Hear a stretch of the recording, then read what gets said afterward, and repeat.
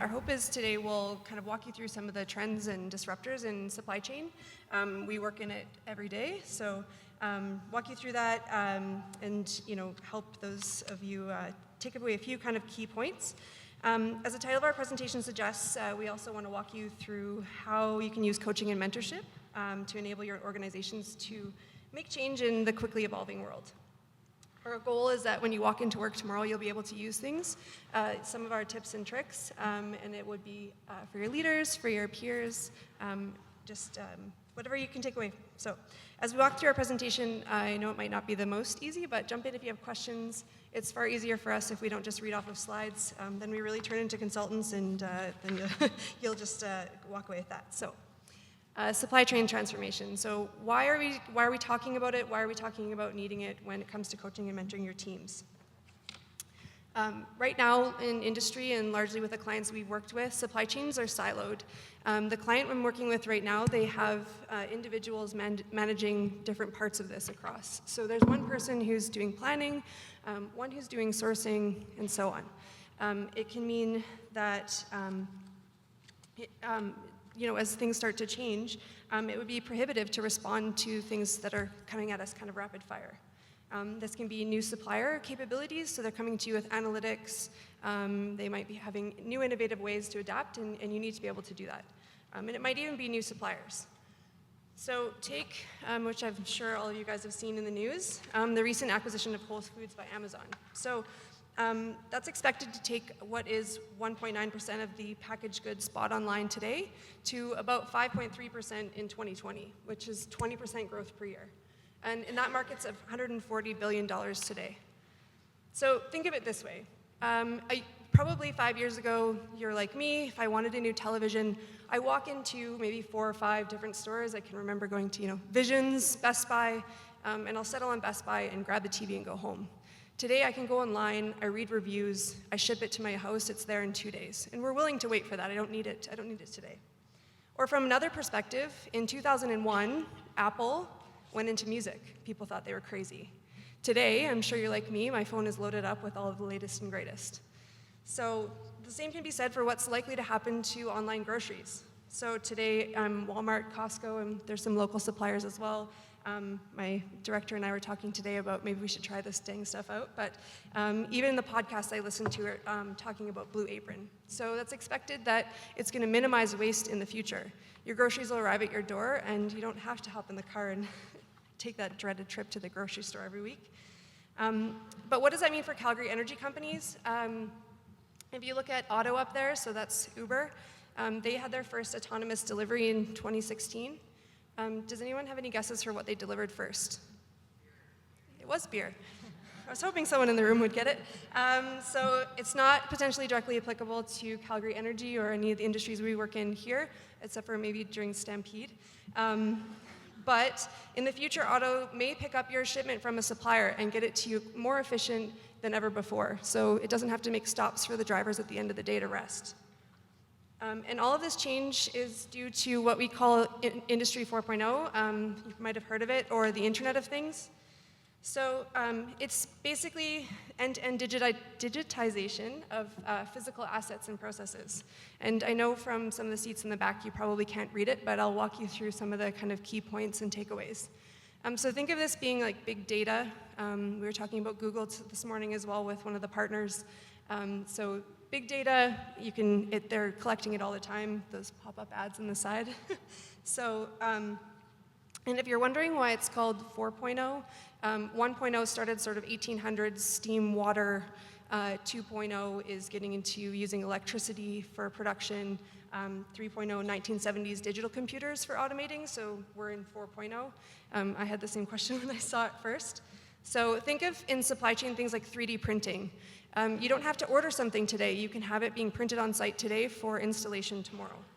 And if we look at what this is going to mean for supply chain organizations, it's going to mean siloed organizations need to evolve to bring down those walls so you can have a completely integrated ecosystem to involve all your players. This is going to mean things like RFPs that I was talking about in my introduction. So I was doing the manual slicing and dicing of data. That's going to be at the click of a button.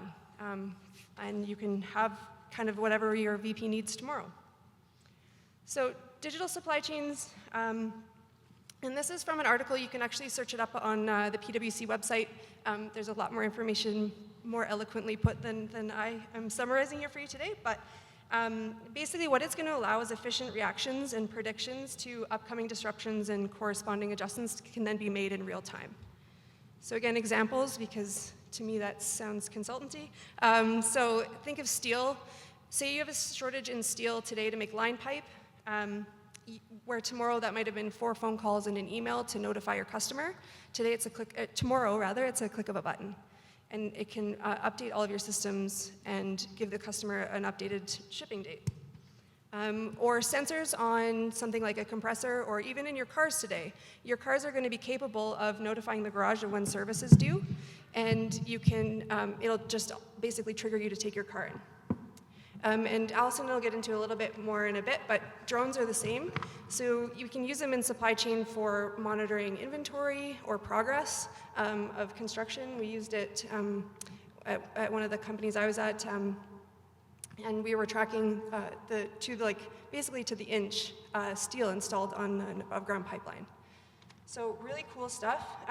But I know that you guys are probably being driven to change for things like increasing efficiency, which this is expected to bring 4.1% efficiency increases per year, and also 2.9% revenue increases. So the premise of Industry 4.0, though, and kind of why we're here today talking about teams, is that this is all not just systems being implemented in your organizations. It's large organizational overhauls, and it's going to require structure shifts. We're starting to see things. I've actually just coincidentally read an article this morning. Some executives and teams are starting to install chief digital officers. So there's actually positions being created to manage this overhaul. So, and then when we think of it from a coaching perspective, it's not just simply training your people on a new system, it's coaching them to be able to adapt. So just showing you kind of a snapshot here. Again, we'll get more tactical on it, but again, I think the knee-jerk reaction is probably to send people off on a training, that there's a whole host of soft skills that you need to be able to make those people adaptable, and talking about resilience, it's going to be key as well.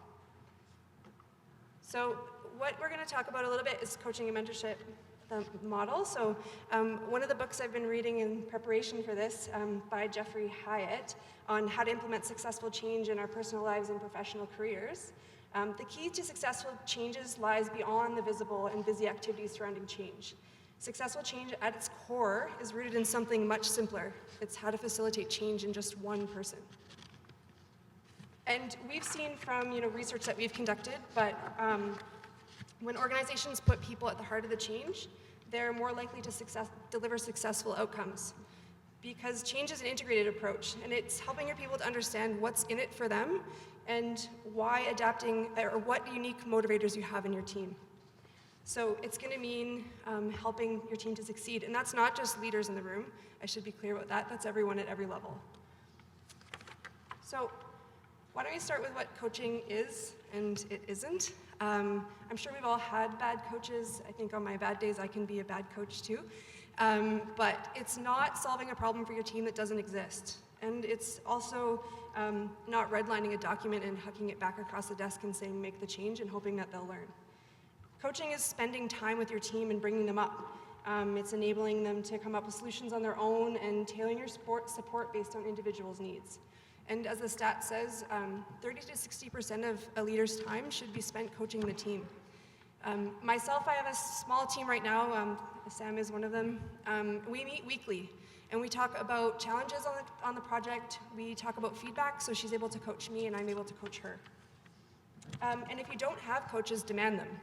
Build a board of directors, and we talk about this at PwC a lot, but go out and grab the people. Grab people that you might have in different organizations, within your own organization. It doesn't have to be your leader. You can get that coaching and mentorship from people you respect within your organization.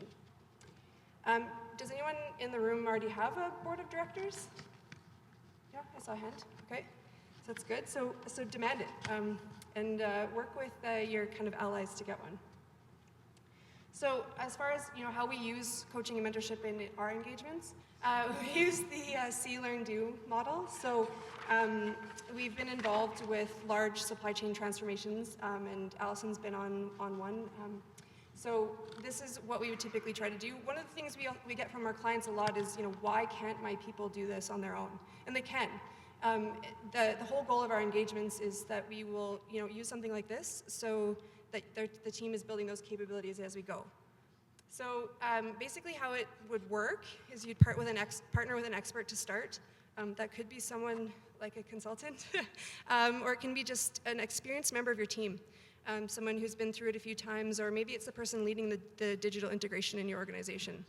The second time is that person actually doing it, so they might still have some questions here and there. And the third time is really that kind of phone a friend kind of model. So, and again, our hope is that with our engagements at the end of this, it helps to sustain your team and use their own capabilities at the end.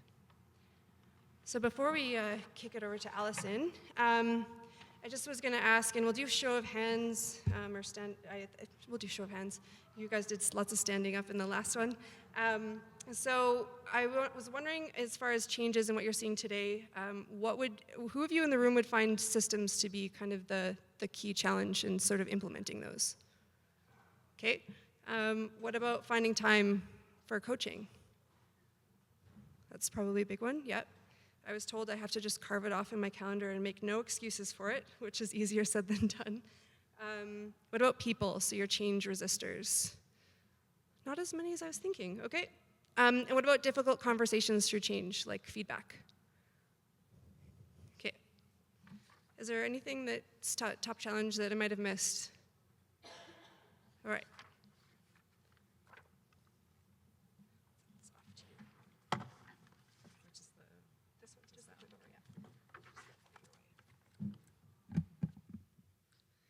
So our next section here actually focuses on some specific tips and tricks, so kind of the tangible piece of our presentation, what you can take away when you leave here today.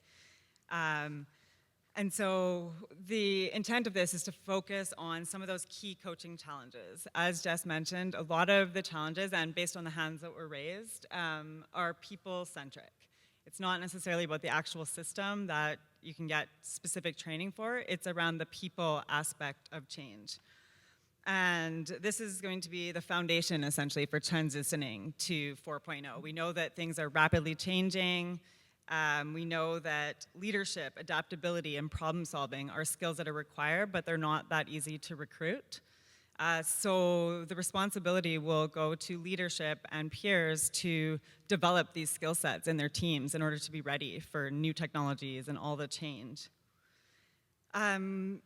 Basically, there's kind of two types of skills, which Jess mentioned on, the technical skills required in supply chain, so things like analytical thinking, category management, the actual digital acumen, or non-technical soft skills, so communication and leadership, change management, stakeholder management.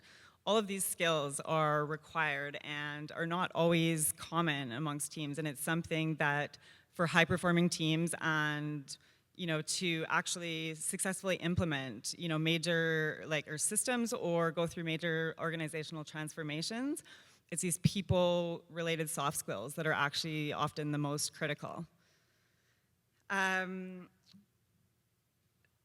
So one of the things, if you're thinking about all the new technologies, is it's about innovation. So we know that there's really complex situations, problems are constantly changing, problems are global, and it's really developing these adaptable, resilient, and innovative skills within your teams so that they can better approach these problems and come up with innovative solutions.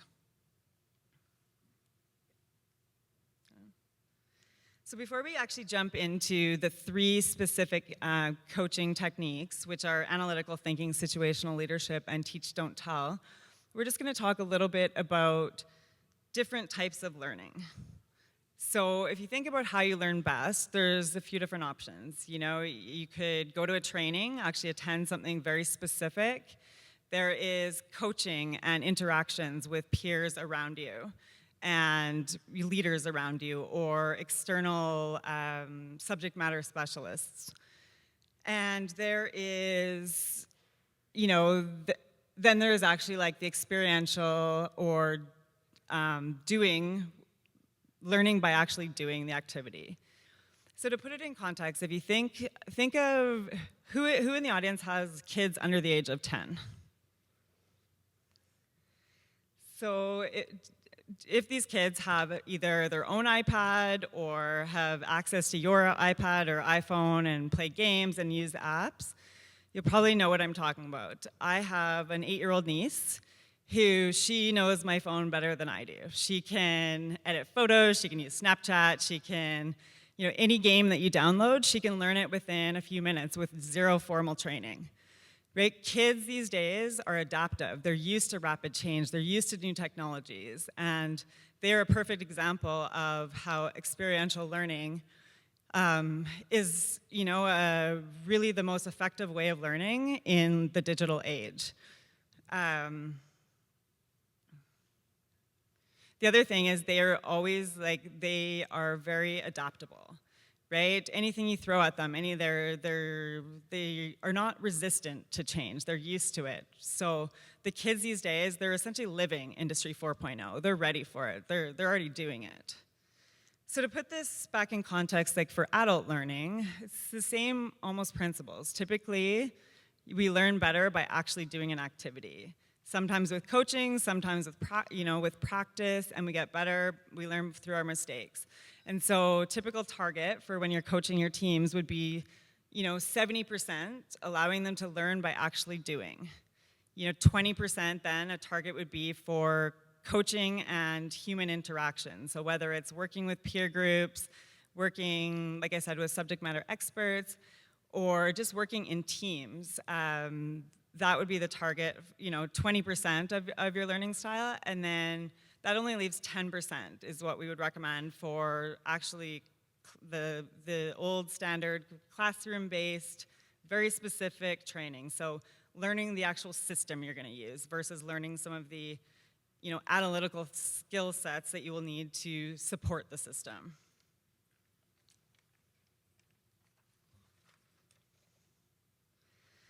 So if you think of technical skills that are required for all new technologies and all new systems and that are constantly changing and they're being customized throughout your organization and rolled out at a rapid pace, and if you think of the most important technical skill related to that, it's analytical thinking or critical thinking.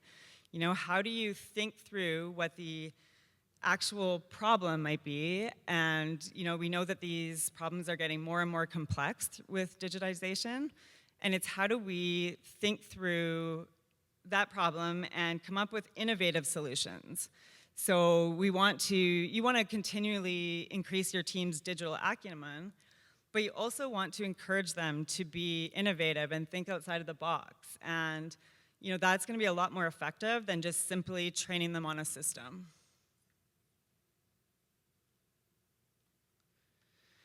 So in consulting, we use a problem-solving methodology called issue-based problem-solving.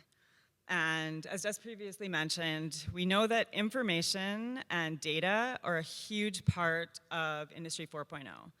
Organizations are constantly having access to more and more data. There's information everywhere. Half of it's free.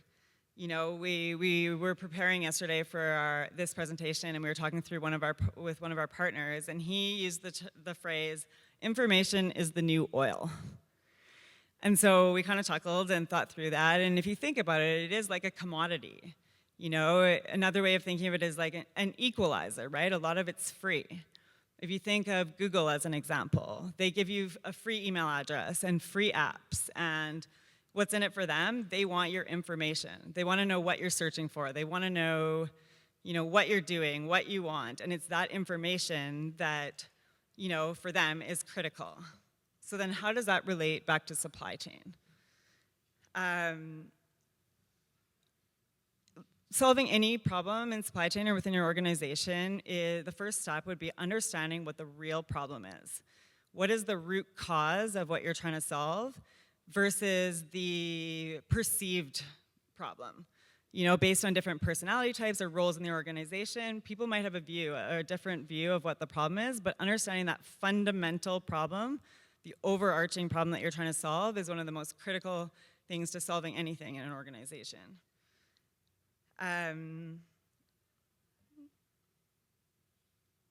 So one of the examples that comes to mind is around drone technology. We recently had a utility client who implemented drone technology and LiDAR to redesign their vegetation management program. And so this was the use of, you know, 2 forms of technology plus all the data analytics to solve their overarching problem. And that had to do with their customer experience. Essentially, their power was going out. They were having blind failures, especially in remote locations, and it was due to encroaching vegetation. And so in this case, in order to, you know, come up with a program for preventative maintenance, they had to be innovative. They had to combine multiple technologies, and they had to think about, you know, how they would use the data to actually solve this problem, which in a nutshell was keeping people's lights on. So it's important when you're thinking about coaching and mentorship to enable your teams and empower your teams to think through this problem and not get focused on something that might impact them in their daily work, or, you know, based on a peer or based on the role that they're in, but it's actually empowering them to think outside the box. This includes like thinking longer term. So how does a decision that you make today, how will it affect the company 5 years from now? Or thinking bigger picture, you know, how will it affect your entire organization, and how will it affect industry? You know, are you the leader? Will you become the leader in your industry, or are you a late adopter? So thinking through some of these, you know, thinking through some of these bigger picture things will enable you to, you know, be leaders and think innovatively when it comes to solving some of these really complex problems.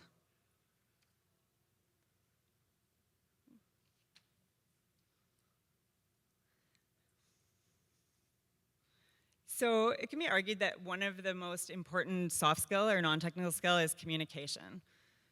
This applies in our daily lives, you know, talking with family, friends, or just daily interactions when you go to the grocery store. It can also be around, you know, how you work with teams and leaders, and in supply chain, your business unit, internal stakeholders, or your external suppliers, or any of those different stakeholder groups that you deal with. And so when you're speaking and you're drafting email communications, who in the room actually thinks about who their audience is? Not only their role, their personality type, and what that person is looking to hear.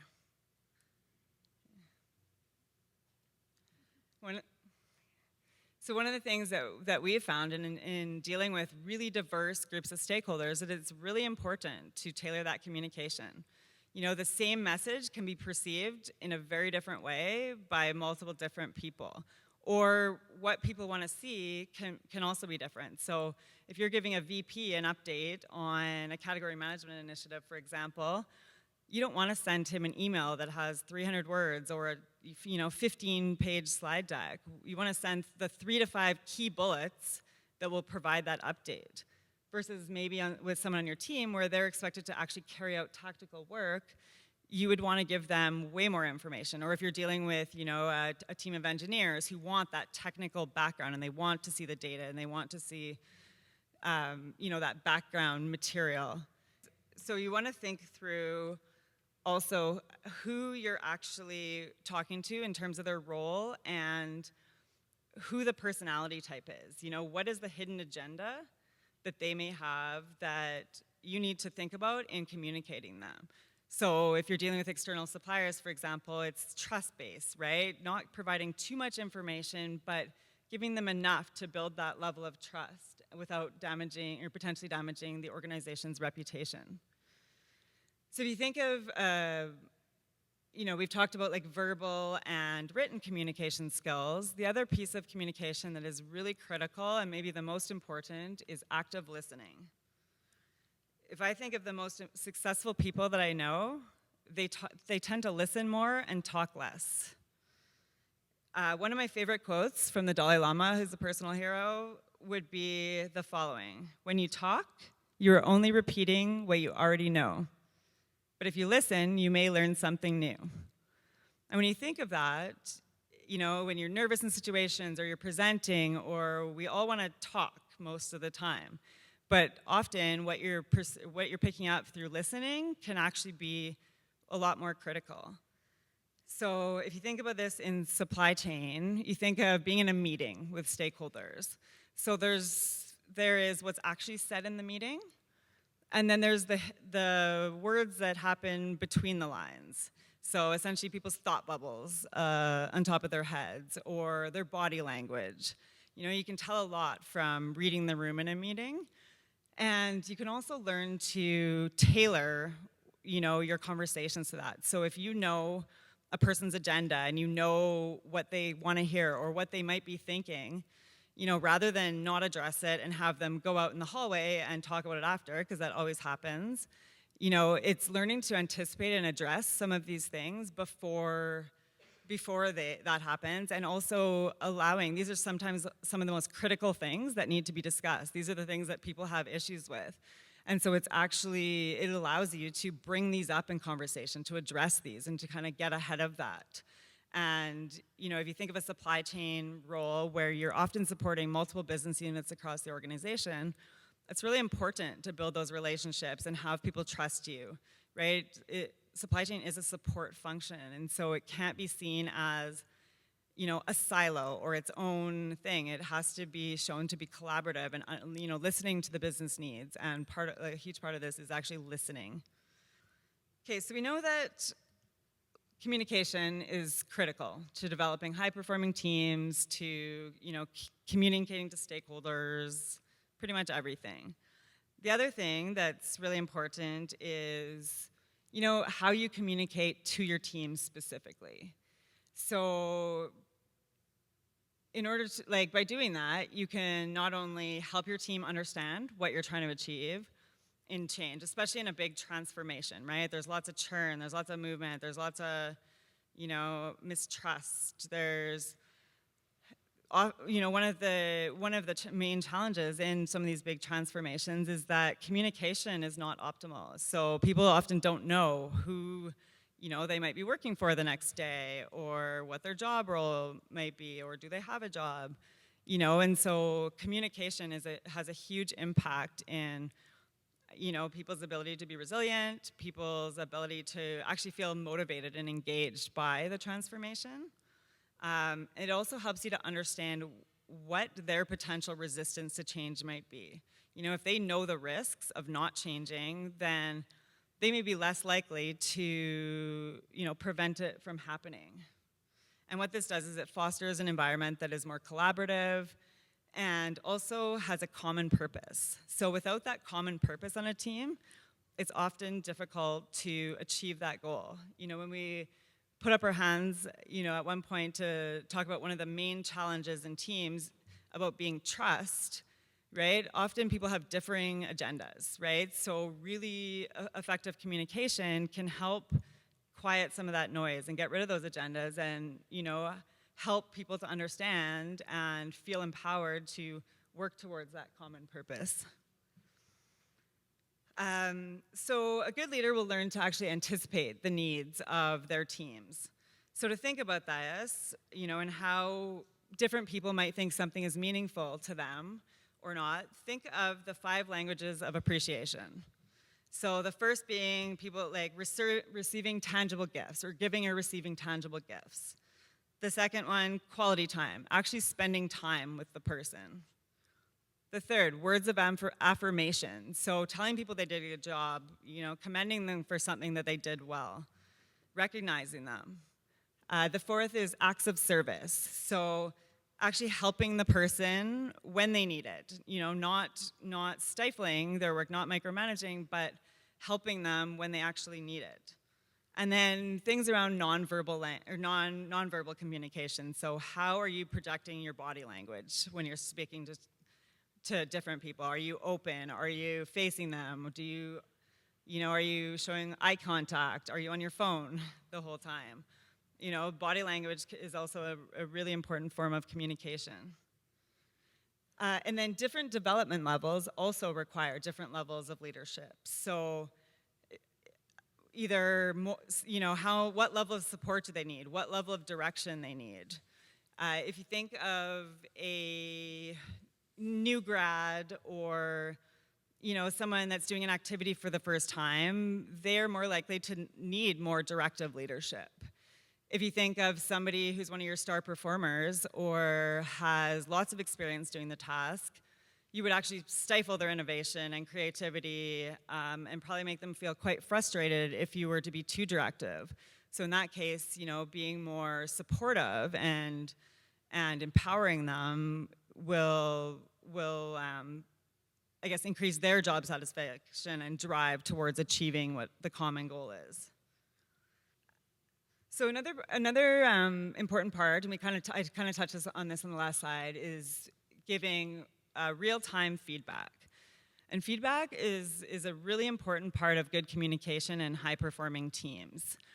And this is not only at just the leader to the employee level, this can be, at the peer level, and this can also be a leader soliciting feedback from their team, asking their team, trying to find out, how can I better guide you? How can I better lead you? Is there something that I'm doing with my team that's actually, decreasing their motivation versus doing the opposite? As part of the large supply chain transformation that I worked on last year for one of our big clients, we actually came up with, we were doing a see, learn, do model, and we actually had client consultant joint teams, which is a really unique experience because it's people that you haven't worked for or worked with. It's very different skill sets. If you're used to, our associates are trained in a certain way and you're just used to handing them something and for the most part and having them do it, right? And so recognizing on a team of very diverse people, what the development needs are, what the coaching needs are, what the skill sets even are, right? And tailoring the work and our coaching to those people. And so one of the things we did is we actually came up with a two-way scorecard. And so what this did is this allowed us at regular intervals to have that two-way feedback, right? And it gave you, instead of doing it only at the beginning or end of a project, by doing it consistently, this was a year-long project, and I think we did it monthly, right? You were able to see how changes in your leadership style or coaching style actually, improved the team. And we did everything from, developing technical skills, Excel skills, and PowerPoint skills, to working on stuff around project management, for example.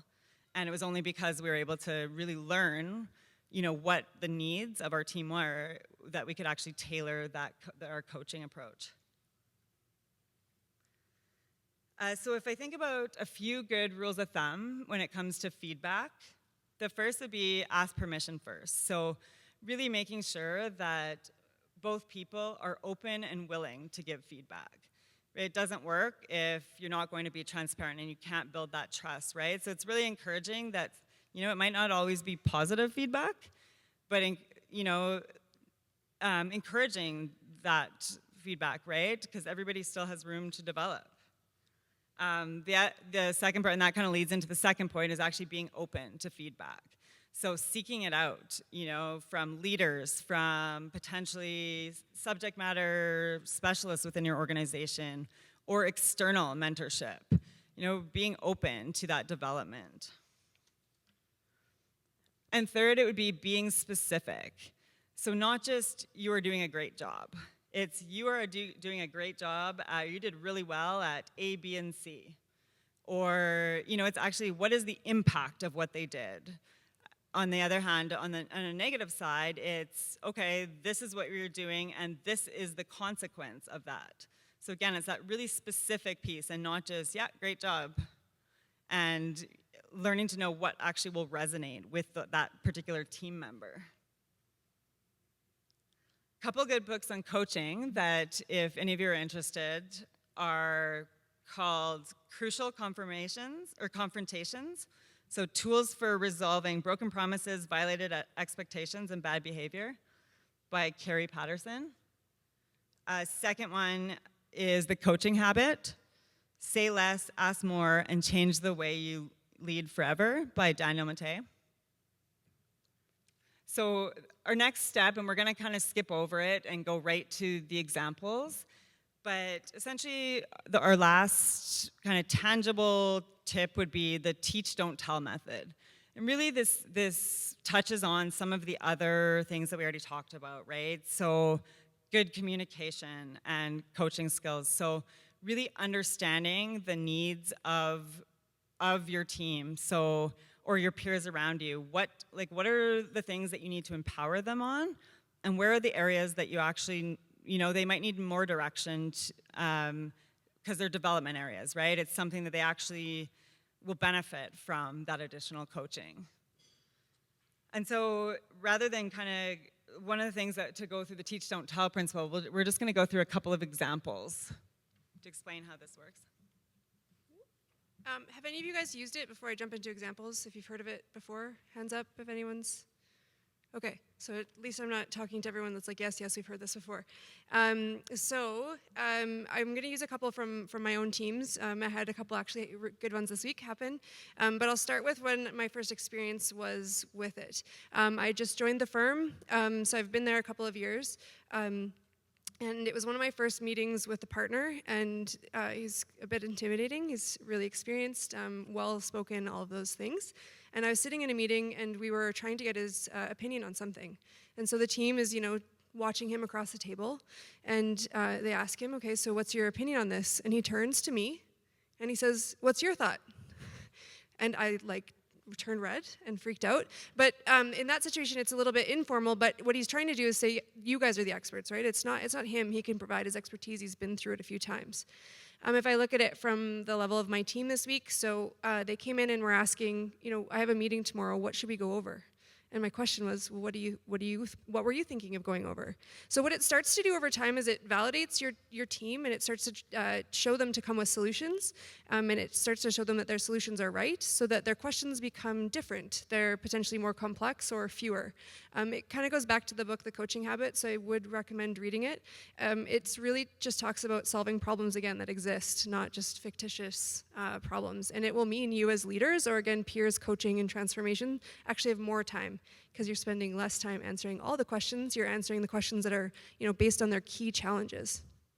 I think based on that too, it also drives collaboration between your teams, right? If someone doesn't know the answer before they come to you, now what we'll see on some of our teams is they're actually going to each other first, or getting, their other team members to spot check something, or, rather than first just ask their leader.